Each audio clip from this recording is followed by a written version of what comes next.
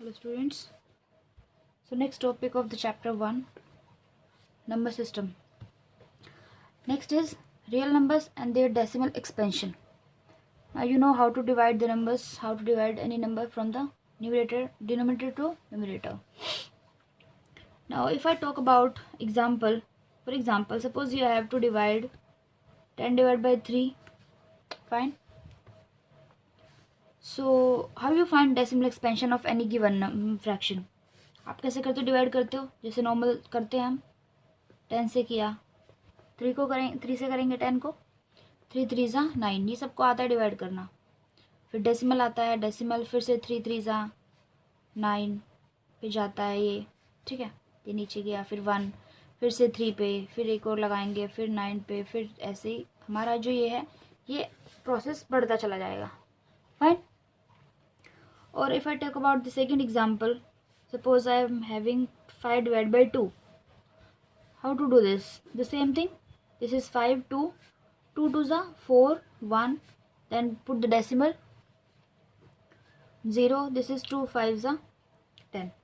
Now here we can see that my remainder is becoming 0 somewhere. Remainder 0 होता है, पर क्या इस केस में कभी remainder 0 हो पाएगा? No. Fine. तो first thing is how to find decimal expansion. But अब जिन नंबर्स का रिमाइंडर कभी जीरो ना हो पाए और जिनका जीरो हो जाए, what are they called? On the basis of those, on the basis of remainder, numbers are divided into two parts. If your remainder becomes 0 and if your remainder never becomes 0, तो क्या होता है? Non zero या फिर never becomes zero. तो क्या होता है? जो जीरो हो जाते हैं उनको बोलते हैं टर्मिनेटिंग नंबर्स. क्या बोलते हैं उनको? उनको terminating decimal expansion, rather terminating decimal expansion. जिनका रिमाइंडर एक पॉइंट पे जाके जीरो हो जाता है और जिनका नहीं होता उनको बोलते हैं नॉन टर्मिनेटिंग डेसिमल एक्सपेंशन. क्या बोलते हैं इसको? Non terminating decimal expansion. तो आपकी नेक्स्ट एक्सरसाइज जब आप करोगे 1.3, you will find that you are given simple question that you have to find the decimal expansion of the given question, जो आपको बहुत ईजी लगेंगे. लाइक फॉर एग्जाम्पल आपको 1/3 का निकालना है, 1/7 का निकालना है, ठीक है. एक चीज और, सपोज जैसे मैंने आपको ये बताया कि 10/3 इज नथिंग बट व्हाट 3.333, ऐसे सोन ये बढ़ता चला जाता है. फाइन. तो इसको ऐसे बार बार ना लिखना चाहिए. वी कैन राइट 3.3 इसके ऊपर बार. इसका मतलब क्या होता है कि that this 3 is repeating itself number of times. Fine. और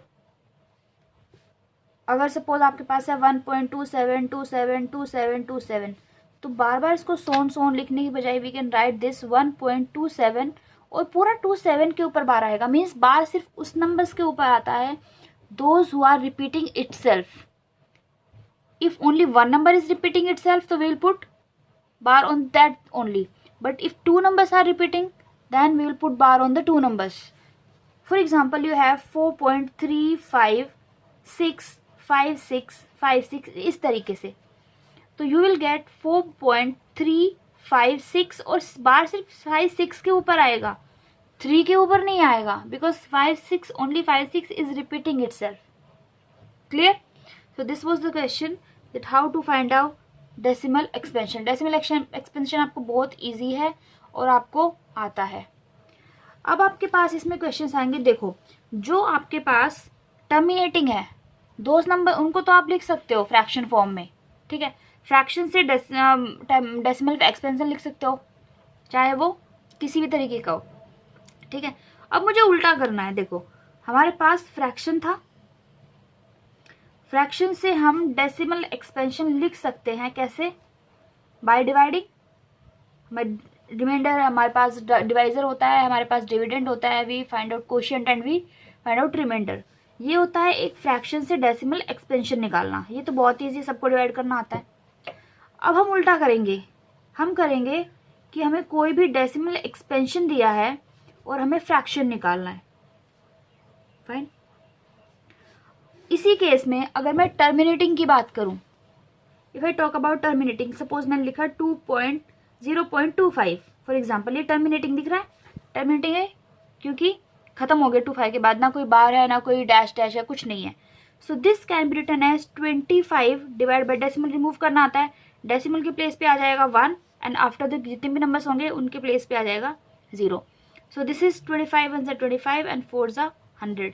सो this is decimal expansion to fraction.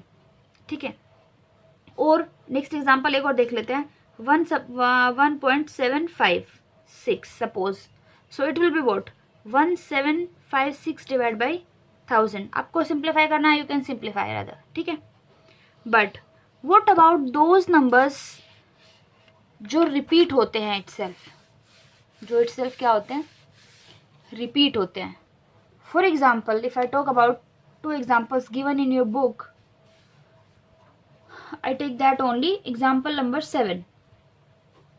आपके पास है कि 0.3333 ये क्वेश्चन है जो आपको डैश डैश दिया है और वो आपको बोल रहा है this is meaning of this 0.3 बार।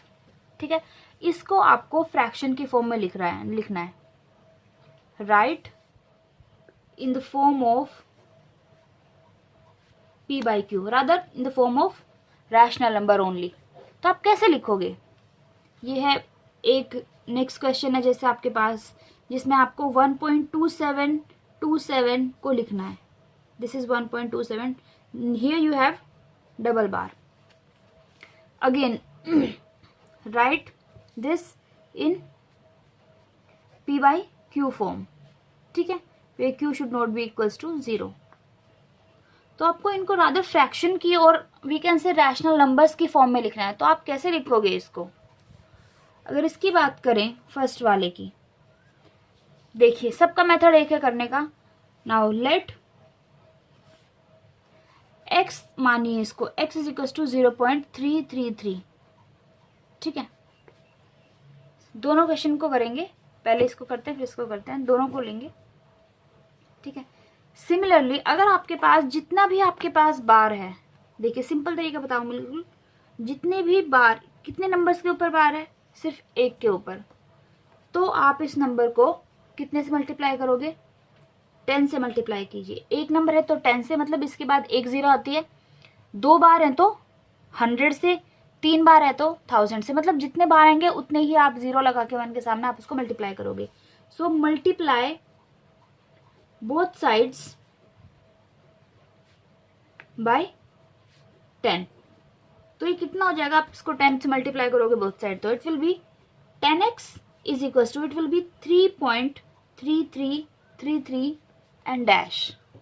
ठीक है, इतना समझ में आता है कि पहले x के इक्वल लिखो देन मल्टीप्लाई बाय 10। बार के ऊपर डिपेंड करता है, जितने नंबर्स के ऊपर बार है उतने से आप 10 से या 100 से 1000 से मल्टीप्लाई करेंगे। फाइन, नाउ 10x को एज इट इज रखो। ये जो नंबर है आपके पास, ये नंबर है जो अभी आया है, इसमें से इसको माइनस करो, कितना 3.333 है, और इसमें से क्या आप माइनस करोगे, जो ऊपर वाला नंबर है, तो कितना बचता है, देखो 3 अगर माइनस करोगे तो 0 0 0 ये बचा, मतलब 3 बच रहा है। तो we can write this 3 plus 0.333 दिख रहा है, वी कैन राइट दिस, इसका और इसका कॉम्बिनेशन। इसको हमें ब्रेक करके लिखना है, कैसे, पर ब्रेक कितने में करोगे, आप बोलोगे 2 में किया 1 में किया, ऐसे नहीं करना, सिर्फ जो नंबर नया आया है उसमें से प्रीवियस वाले को माइनस करो, तो you will get 3 plus this. Now again see, ये हमने क्या अज्यूम किया था, अभी x अज्यूम किया था, so in place of this we just put x। Now just simplify, 10x है यहाँ पे, इस x को आप इधर शिफ्ट करिए, minus x is equal to 3, 10x minus x is 9x which is equals to 3 and x is equals to 3/9 which is equals to 1/3. So this is the answer in the form of p/q where q is not equals to 0. Clear? इसी तरीके से अगर हम question number 8 देखें, example number 8 देखें, same तरीका है, बिल्कुल सेम तरीके से करूंगी। Let x is equals to 1.2727 and so on. अब दो नंबर्स के ऊपर 12 दिख रहा है, 27 के ऊपर, so just multiply both sides by how much, by 100। तो it will be 100x is equals to कितना आ जाएगा 127.27। ये शिफ्ट हो जाएगा, यहाँ पे था ना डेसिमल, ये इधर शिफ्ट हो जाएगा जब मल्टीप्लाई करेंगे। आता है मल्टीप्लाई करना डेसिमल्स को। अब आप बोलोगे कि इसको कैसे लिखें, फिर से सेम चीज, इसमें से इस ऊपर वाले को माइनस करो तो कितना आएगा आपके पास ये माइनस करने पे, तो इट विल बी 126 प्लस कितना, यही बचेगा हमेशा, ताकि आप इसको x पुट कर सको। माइनस करके देखना 127.27 और उसमें से कितना करना है 1.27, तो कितना आया, बाकी के तो 27 जीरो हो ही जाएंगे, ये भी जीरो हो गया और ये 621 दिख रहा है। तो यू गेट 126 प्लस दिस, ताकि आप इसको x पुट कर सको। फिर से सेम चीज, दिस इज 126 और ये चीज की वैल्यू हमने जो अज्यूम किया था that was x and this implies, इधर ले आओ फिर से 99x is equals to 126 and this is nothing but x is equals to 126 divide by 99। ठीक है, आप कैंसिल कर लो, 6 3 ज़ा नहीं सॉरी 3 से कैंसिल होगा नहीं, 4 2 और ये 3 3। तो how what answer you will gate, you will gate फिर से कट जाएगा ये 1411 14 by 11, so x will be 14 divided by 11। सो ये बहुत सिंपल तरीका है इसको करने का, जस्ट मल्टीप्लाई करिए, उसको ब्रेक करके लिखिए, वापस x की फॉर्म में आएगा and just solve your linear equation. Fine.